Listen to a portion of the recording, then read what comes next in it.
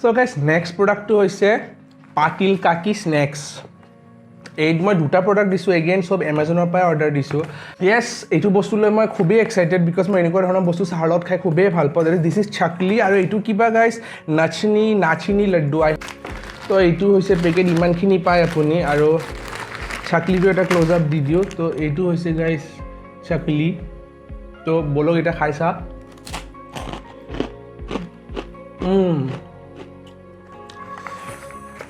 এইটো গাইজ এনেকুৱা হয় দেখাত খোলাৰ পিছত এইটো হৈছে লাড্ডু গাইজ একদম গোল ধুনীয়া ফ্লেভাৰ আছে বৰ খাই চা